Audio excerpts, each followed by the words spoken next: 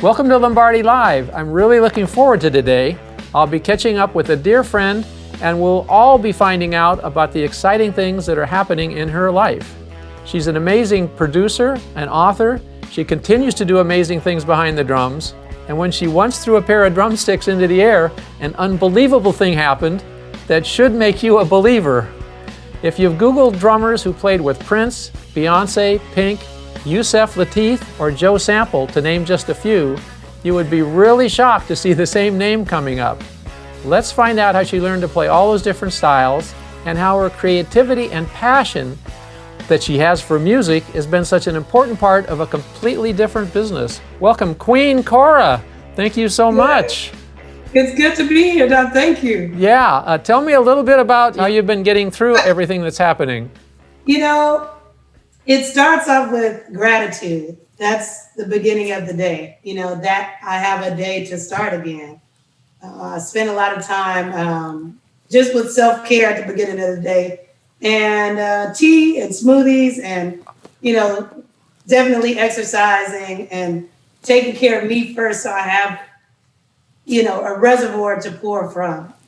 I just mentioned a few of the artists that you played with from your incredible biography, Prince, Beyonce, Pink, who are all superstars. Everybody knows those names. But I will bet you that a lot of the people watching would not know Yusef Lateef or Joe Sample, who I think are also superstars in our world, and it was in my world because I grew up in that world, which dates me, but that's okay. I thought it'd be a great lesson for everyone to learn kind of the most important things that you learned, both to prepare you for those opportunities, because they are so diverse, and maybe what you learned from them. What would young drummers, what would you like them to work towards so that they could take advantage of opportunities that might come up in their life? In terms of preparation for diverse playing, I would definitely suggest reading, learning how to read music to communicate with musicians and artists that are playing different styles of music. So at least you have a reference point. I went to Kashmere High School in Houston, Texas, and we didn't always have the resources that we needed sometimes. And so it taught me to be creative. It taught me to just really take advantage of what it is that I do have versus what I don't have to try to get the maximum results. And then really studying the artist and what is it that makes their sound? What is it that, you know, they're passionate about? So when I am sitting on that throne for that particular style of that artist, that I'm really capturing an extension of them versus inserting all of what I would do if I composed that music. And then instead using what I would do in the music as a garnish or a support to it versus as primary. So I think it's important, you know, whomever you're playing with or preparing to play with, that you just understand their music and the sound and the instruments that they use. And are they electronic? Are they acoustic? Is it more hi-hat driven? Is it more kick drum driven? Is it, you know, does it require a track and a loop that you're playing with that's supporting what you're doing? Or are you the basis of it? You know what I mean? With Beyonce or with Pink, you know, things that you think you learned as a result of that job that would be inspiring for young drummers. And Yusef is a whole different, I mean, when I was growing up, he came along, you know, we were into Coltrane, we were into bebop, mainstream jazz, and then he came with a whole different culture and combined those two. Absolutely. And even with, you know, the Jazz Crusaders, they were totally taking jazz a totally different direction. And Yusef, it's a different touch, it's a different sensitivity. So one of the things that I think would be a takeaway is just knowing, you would say, knowing when to hold them, knowing when to fold them, you know. The music and the detail of your playing when you're doing jazz or you're doing classical, it's a different approach and it translates different based on the venue that you're in. So there's a certain approach that I take with Beyonce or that I would take with even Prince. When you're in a stadium that's 15 or 20,000, with Zucchero, we did the Arena Theater, you know, the Arena di Verona, you have 15 or 20,000 people, and what you play has to translate that far to the person at the very top of the stadium. You know, if I'm doing something that's more intimate, say with Yusef when I worked with him when I was at Howard, then I can play with brushes and I can play with, hot rods or mallets in a different way that the audience can feel and connect with, so there's just, you have to consider your audience, not just what you want to communicate, but how will what you're communicating through the drums be received by the listener. Even when you play rock, it swings. And I'm sure that has to do with the background you got from jazz. Yeah, definitely. Just understanding where it's sitting on the beat. Is it ahead? Is it pushing back? Does it have a little shuffle in the swing? What's the feeling that you want to create with what you're playing? You can play the same beat.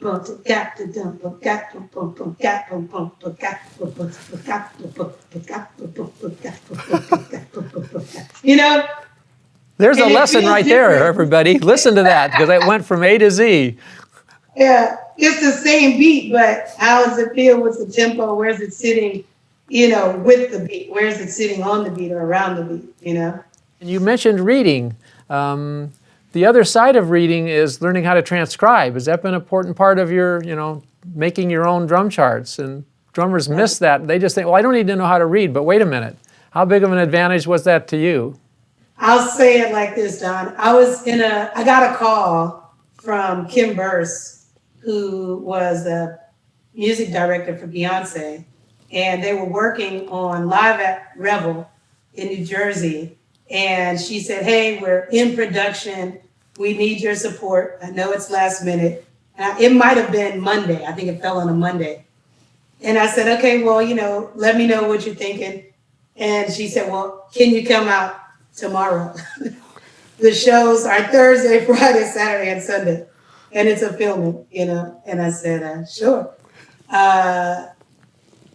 Send me the music, And I was in a celebration and I said, well, send me the music and then I'll be on my way. So they booked a flight the next day. When I confirmed that I was available, they booked the flight, sent the music. I charted the entire show, the entire production on the airplane, landed, went straight to the hotel. It was a resort casino.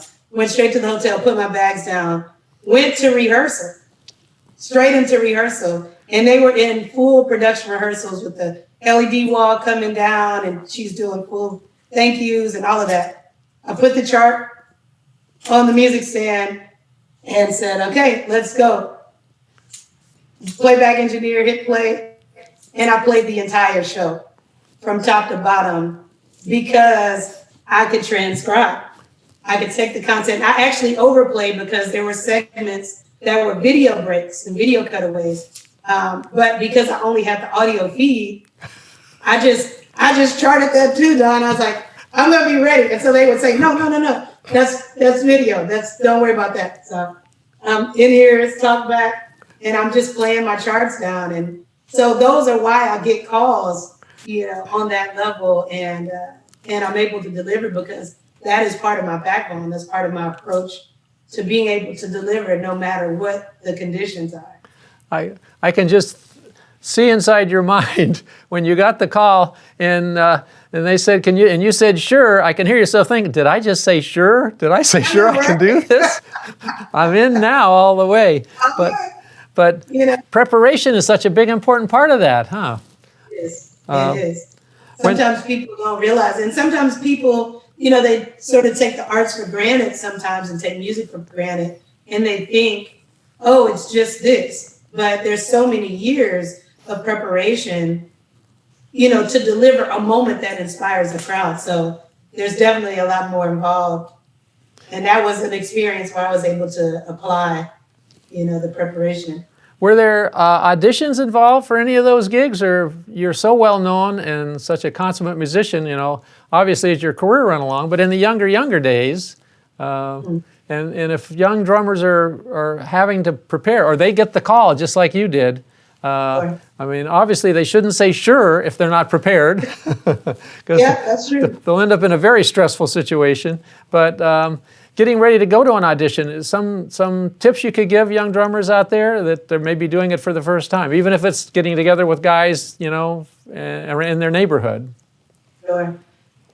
so far in my career, I've not actually had to audition for anything. Everything has really been about relationships. And that's something I would want to share with the younger drummers is keep your word, you know, be on time. And to be on time, I learned at Howard in the drum section, to be early is to be on time. And to be on time is to actually be late, you know, and to be late is to miss the train if you were waiting on a train and it left at 11, then you can't be in the parking lot saying, I was there at 11. You have to be there, give yourself time to park and that sort of thing.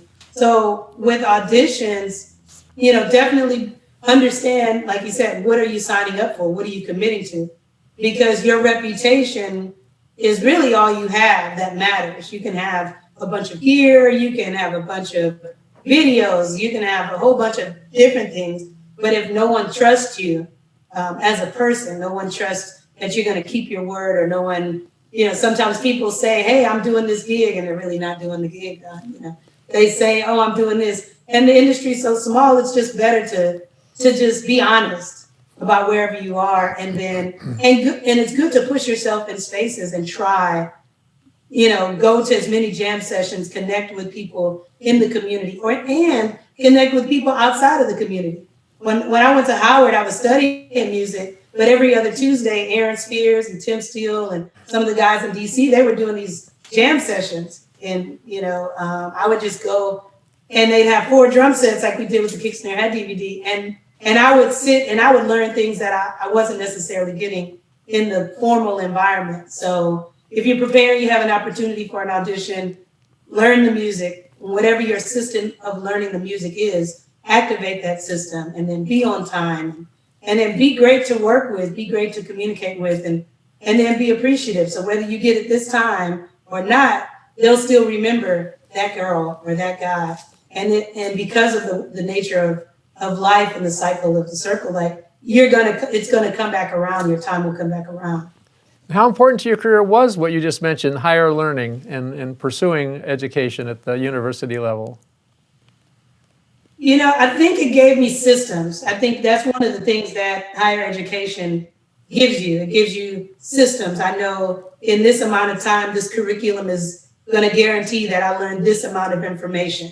So I think there's value in that. And it pushes you. So I can't tell you how many all-nighters I did to prepare for tests and to get good grades. I was valedictorian at my high school, so work ethic in my family was something that was really big, and following through was really big. So it's going to teach you systems if you choose. But you can also, if you don't take the route of higher education, then there's still options just online on Google. You can Google or go to YouTube and just learn. But higher education, it gave me systems. It gave me relationships that I was able to develop that are still life friendships and sisterhoods and brotherhoods that have shaped my career and opened opportunity for me that maybe I wouldn't have had otherwise. Speaking about your high school years, there was someone who I think knew where you were going before you did. Let's take a look at this for a second. My name is William Portis, and I'm a recently retired band director, Cora High School band director. For me, giving the gift of music or sharing the gift of music is a very rewarding kind of thing. Cora was an outstanding student. In fact, she was valedictorian of her class. She was courageous in that the majority of the students in her particular section in the band were male students, and she eventually became the leader of that section. The mark of success was written all over Cora. That's awesome. Yeah, some memories with a great man who obviously saw a lot in you. And for people to have those mentors, I think it's so important, don't you? Absolutely, Don, absolutely. You studied with one of my favorite drummers. As a kid, we used to call him Grady Tate because he was so tasty. I don't know if you've heard that before, but we all called him Grady Tate. Nice. But Grady Tate, great jazz drummer. who you studied with for a period of time also, and maybe reflect on that period and what you learned from him.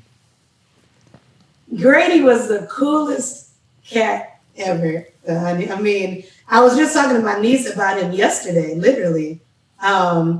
He was an adjunct professor that literally would travel the world, come to Howard's campus, teach, every month and a half or so. And you just sign up for his lesson. He'd be in town for 3 days or 4 days.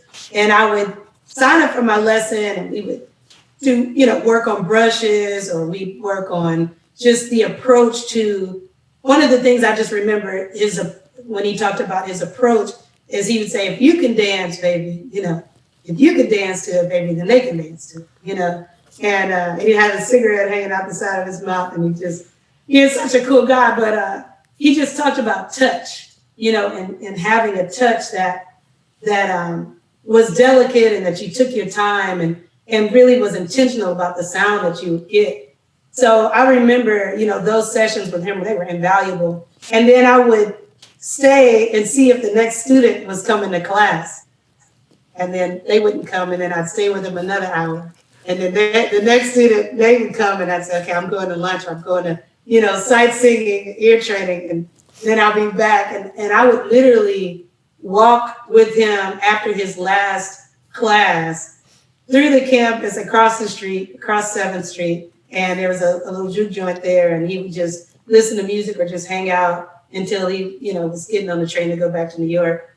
And just to sit and hear the stories of him talking about Donny Hathaway and I mean, just a wealth of knowledge. And so beyond the drums, because he was world traveling, it just made it feel that much more attainable, because sometimes life is happening. When I graduated from high school, even though I was valedictorian, one of the things that with Mr. Portis and with Grady that really resonated and impacted my life is that my mother had just passed away. My mother passed away a month before I graduated from high school.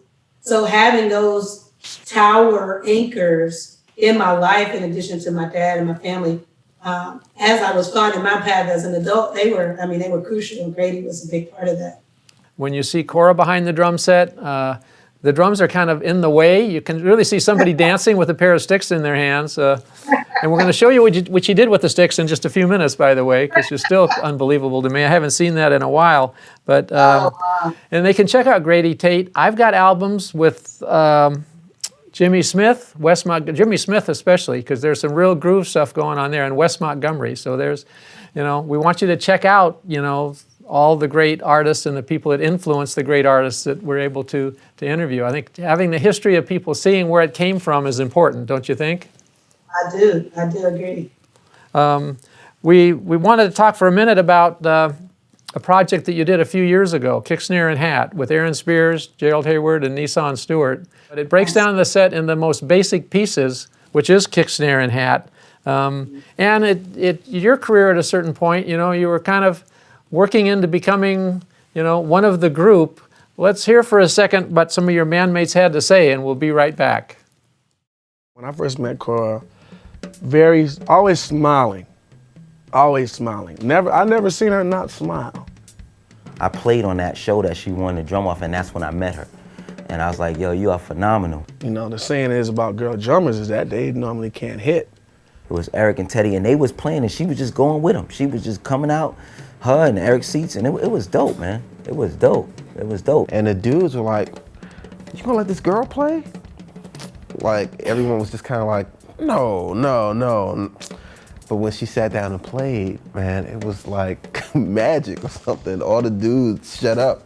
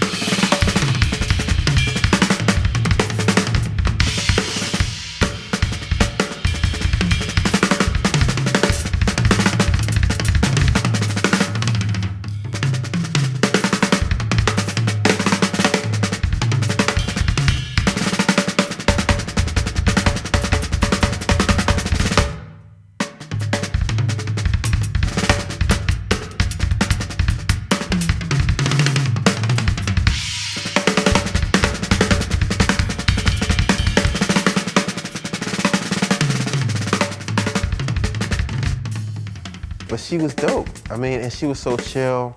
She was so down to earth and so humble, and she didn't really feel like she was better than anybody. She just wanted to play and just learn and have fun. So Cora became one of the Basement All-Stars. And she was there every other Tuesday that she could be there, sitting there playing, and spend a lot of time in that basement playing together. From that moment on, you were queen, Cora.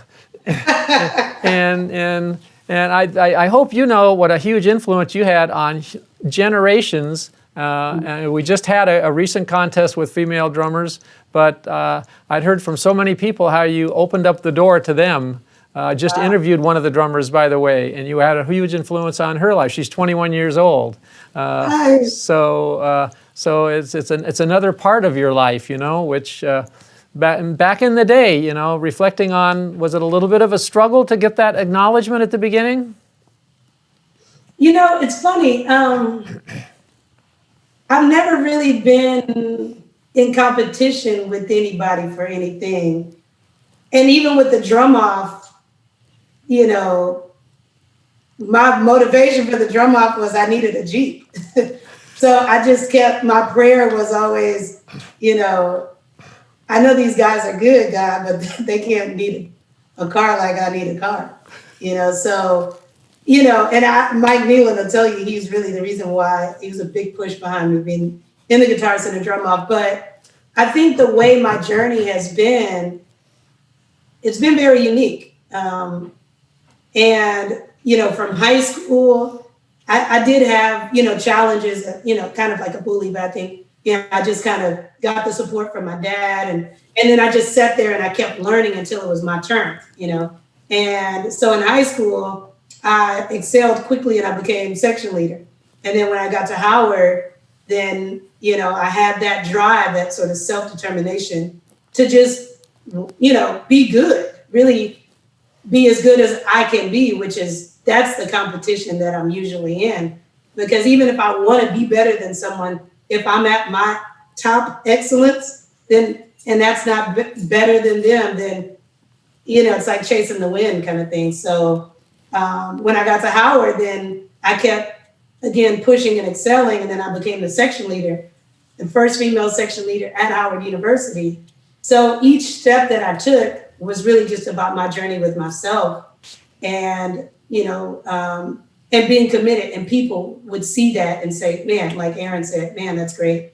You know, open the door, here's opportunity, because I'm in pursuit of it. And then moving to LA, that drive again was there. And that really is why I haven't had to audition as much, because it's been me pursuing my higher self, my best self, and people being in agreement with, man, I love that part of you and what you're doing to be a part of what I'm doing. You know, as a woman, there is, even with my accomplishments, because of the way our society thinks and is conditioned in some ways, there are definitely times when, if I, for example, say, hey, there's a band playing down, you know, downtown Oxnard, you know, come and check it out. It's like, oh, great, we'll have dinner, we'll check out the band, I'm sure it'll be great, right? Same sentence, and if you say, oh, there's a band downtown Oxnard, it's all female, then most people will say, oh man, are they good? Like, it's a default, you know.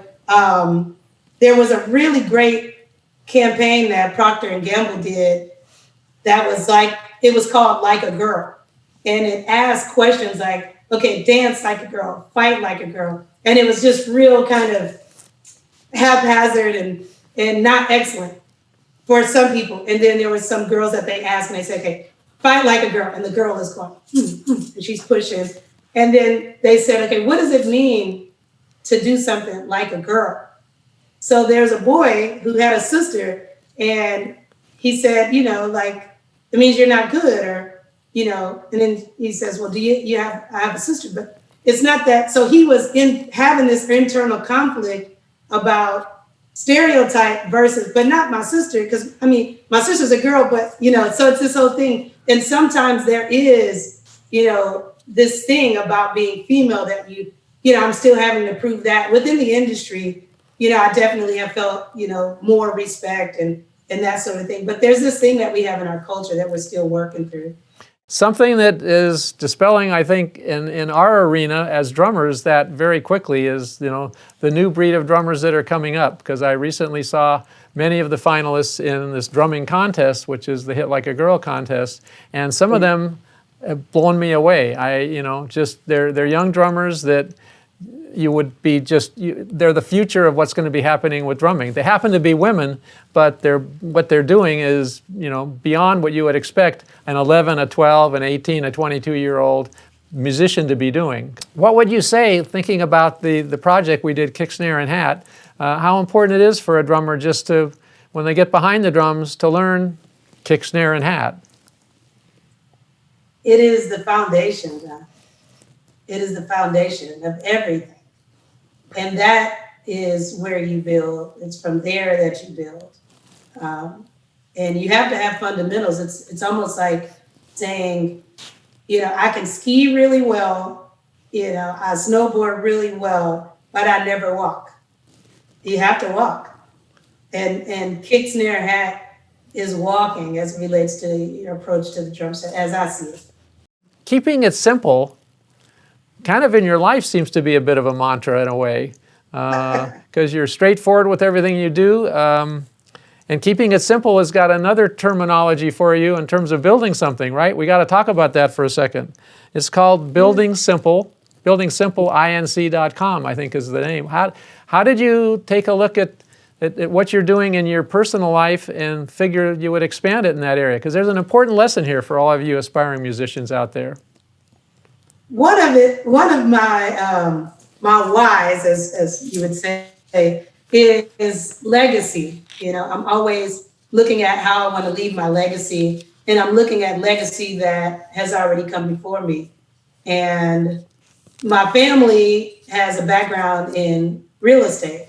My grandparents were leaders in the city of Houston and Texas, United States, in real estate development and contracts and that sort of thing. My grandfather and his brothers, my family, my great-grandmother, who I'm named after, Cora Coleman, has 90 acres in Arkansas that was, designed not to be sold outside of the family and that sort of thing. So I grew up with a map book on my lap and with my dad doing appraisals and learning the city and the ins and outs of the city, which then impacted my world travel because there was really never a place that I could go, and I felt lost because just riding with my dad and he'd say, which street is that on and how do we get there, And I knew that I wanted to have an expression of the legacy in real estate somehow, but still not leave the entertainment industry, still not leave music and not leave drumming, that sort of thing. And I'm into sustainable living. I'm, vegetarian, vegan as often as I can be.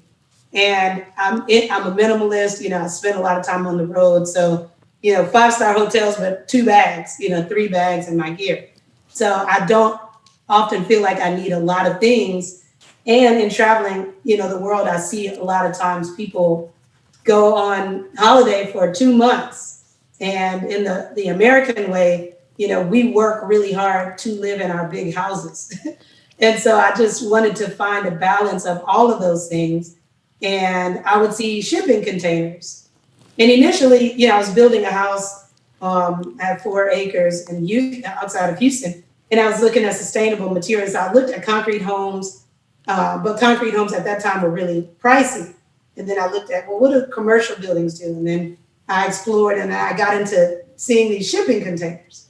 And I said, wow, that's pretty cool. So I saw them in Amsterdam. I saw them in Ghana. I saw them, in my travels. And I said, that's cool. And they're efficient and they're sustainable. And they already come across the ocean with cars and jewelry and all sorts of precious goods. And they arrive and they get to that warehouse and we open them up and all those things are secure in there. So I said, well, in our region in Houston, we're at the Gulf Coast. So it storms. It gets really bad here sometimes with the weather. So I said, well, that could be sustainable. And then I just kept exploring. And just at the thought of it, I said, just because of the things that I've done in the past, every time I do something, I'm an educator at heart. So I'm going to teach somebody how to do it, write books, whatever. So I started the business. I started the S Corp and I registered it with the state of Texas. And that was it. And it's set. And I studied and I studied. And I studied the background of shipping container development And then in 2006, my dad ended up passing away. That was also going to be sort of a retirement project for him.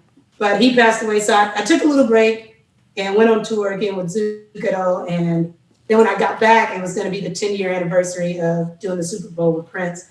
I said, I think I'm going to go ahead and activate. I got a warehouse, did my first project it was a cottage that held 12 people in a shipping container. And then I finished that, literally went back on tour the day that it was delivered. I went to the airport. So I just, kept evolving in that and looking at, that legacy piece, looking at revenue streams for how I want to see my life. And then looking at how I can impact the economy and the environment in a way that was impacting, So that's the sort of backstory of how Building Simple got started. It's amazing, no matter how big of a house you build, you can only be in one room at a time, right? Correct. So it's been a great journey, and now I have a 5-acre project that I'm developing in just outside of Dallas. We're at the infrastructure of that. So when we say containers, let's take a look at what we're talking about here. And this doesn't look at all like a container. It looks like a little house. It's got a roof on it. It's like a cottage. So at the end of the day, they're like Legos. There's a shower, there's bunk beds, and shipping containers are not that small either, by the way. They're decent size. So as a minimalist, if I could say that, I've got another idea, and I don't know if this come to you or not, but we've got to come up with the Shed Shack. We should put one together that's specifically that'll hold 4 drum sets. I've got this all drawn out, so I'll go over it with you later. All right. We could call it Jam House number 1, whatever we want to call it, but I bet if we made it and put it up online, somebody would buy it because it would solve a problem for someone, So it kind of continues what we're talking about. I think your slogan is building a sustainable and efficient future. So I'll add for drummers. Yes. And I have a 320 square foot studio in a shipping container. We could put them together. We can stack them up. So we definitely can do the Shed Shack. You could stack them up so you could actually do a 2-story? I've never thought of that. You can do a 5-story, Don. You can do, 6,000 square feet. It's Legos essentially, but it could start as small as 160 square feet or 320, and then however you see fit, it can be added on to. And I'd like to discuss the quote that you have on your website, which I think is beautiful, which, if I may, and we'll fly it in here, it's, "Life is rhythm, and rhythm is just patterns. An amazing blend of upbeats and downbeats, sound and silence." How do you envision rhythm and patterns and upbeats and downbeats and sound and silence in music and in life? Life is music, Don. It is the balance of the silence in rest, in literally sleeping, and the sound of your day to day. It is a balance of being hydrated or not. Some people have breakfast, some people don't.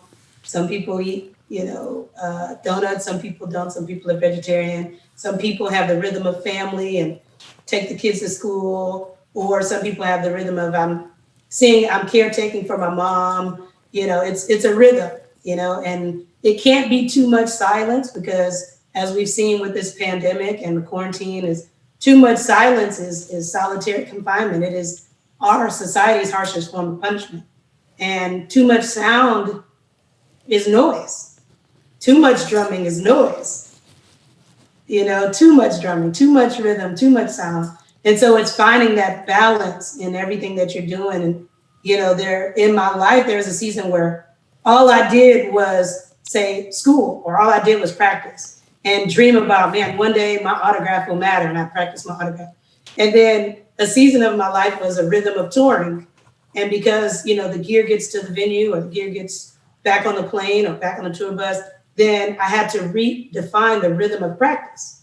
And then sometimes the rhythm of practice is just listening and studying what makes that feel like that, and so it's a balance in all things. And with the construction company and and some of the endeavors I do in business, it's finding the rhythm. What is the rhythm of construction? Well, there must be the infrastructure of the building like the Kixner hat. There has to be the infrastructure, and as big as you want it to be and as tall as you want it to be is as deep as you have to go to support the height. Because if you don't have the proper infrastructure, then any building will collapse, and whether that's in a tangible building or that's your life. And sometimes having that balance again of in your upbeats and your downbeats in life with, say, mentorship as a splash of mentorship, an effect of, maybe somebody who you don't know, but you listen to and they inspire you, whether that's through the drum channel, kicks in their hat or anything like that. And there's, the toms or the people around you, all those things. There's a balance of those sounds with the rhythm of life and the silence, not too many people telling you too many things. So then you can stay connected to your intuition, your heartbeat, your kick drum, your core, So it's that balance, and that's what I see. And I've had amazing upbeats, winning the Guitar Center drum off, doing the Super Bowl, making NFL history to do two of the top 10 Super Bowl halftime shows. But I can tell you, again, being valedictorian a month before graduation, there was a downbeat in having lost my mom, or 3 days before the Super Bowl with Prince, I was at my grandmother's funeral. So there's these upbeats and downbeats, and you can't stay so high that you become egotistical, and then you can't stay so low that, you lose sense of purpose in life and hope. So it is that delicate blend of sound and silence in the midst of the upbeats and downbeats. Just thinking of something else as you were explaining that so beautifully, downbeats don't necessarily have to be a down period of time. I mean, like a musical downbeat, sometimes that's a resolve of stress and relief or an upbeat. It's always a way that you're moving through whatever that is. That's the downbeat. So you're not going to have like 8 downbeats in a row. Right. There's going to be a ride you're kind of going to get off of that to go back and forth. I think you answered it so nicely right at the beginning. Life is music. I think a great example of what we're talking about here we can see visually in just a second. Let's take a look at what happened when Cora threw the drumsticks up in the air. Do you remember when that happened? I do. Tell us about that shot. We were just in the back of a studio that I had at a point, and we were just aiming to get a shot, a really cool shot. So I'm twirling the sticks, marching band it's still a part of me. Twirling the sticks and it's like, okay, throw them up and pose. So I do, and I guess maybe it was the second, it might have been like maybe the 8th or 9th, I'll say. And I threw them up and I posed, and that was the shot. And part of it was just coordinating. Let me just practice this. So I think at that point, it was like, okay, we'll shoot this one. Boom. And it's like, the cross is there. And it's like, that's phenomenal. The timing, the timing was impeccable. That would make you a believer. And this is not a screen grab from a video. This was this was a still shot that just happened within that literal 1/10 of a second. Capture those sticks, making the cross. It gives you chills to think about that, to talk about it, all these years later. I can't thank you enough. I want to touch on a couple other quick things. Give me a little more input on what custom royal wear is all about, and we'll take a look at some of it. Yeah, I'm rocking one of my tank tops. Perfect. Royal wear, and it's an image that I did. It was a royal shoot that I did, kind of sitting down, so you can't really see it all the way, but it's apparel, and it's for men and women, tank tops, t-shirts, hats. I have a line of eyewear, and my whole life I'm super advocate for repurposing. Yeah. So I have royal wear here. Yeah. And they're made from cymbals, and Gert is my handcrafted. He's in the Netherlands, and it's fashion. And it's repurposing. So and they're made from what again? They're made from cymbals. Whoa, I didn't know that. The frames are made from cymbals, Sabian cymbals. Amazing. And you have drumsticks? I have drumsticks with Vader. But yeah, royal wear is that. It is to represent the highest essence of yourself. That's what I'm promoting. That's what I am and aim to be. So there a lot of people are always wanting to connect with that. And even my mouse pad, I have to show you this. My mouse pad. Perfect. And Vivo Club Incorporated. Tell me a little bit about that. Vivo Club. So Vivo Club is a multimedia conglomerate, and it's all things music, production, video, graphics, entertainment. I'm actually presenting a 2-day festival, music and art festival, international music and art festival. So the Vivo Club is part of that sponsorship. And talk about aspiring people behind the drum set. Your book, Who I Am, is still available, the teen book? Yes. So Vivo Publishing, so the Vivo Club is a multimedia conglomerate, and under that is Vivo Publishing, Vivo Production, and Vivo Entertainment. So I'm a cool nerd. I'm gonna say that I'm a cool nerd. But I write books and I help people. I've probably helped 13 books get published through Vivo Publishing, different genres of literature. And the Who Am I book is available. Gagu is my first book that I wrote. And I also have manuscript paper that's available through Vivo Publishing as well. I thank you so much for joining us. Any last comments you'd like to have for young musicians out there? Thank you for having me, Don. I'm always happy to support education in particular and empowering the music community. I would definitely say be inspired. You know, find your rhythm, reset your rhythm if you have to.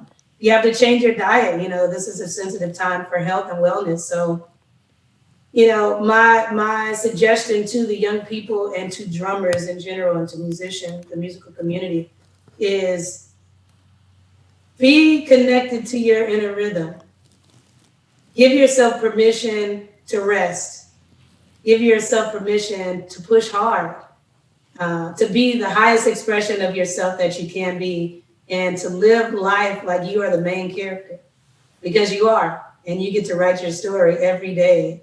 And anything that didn't go the way you wanted it to go yesterday, you have today, and then you have tomorrow. Yeah.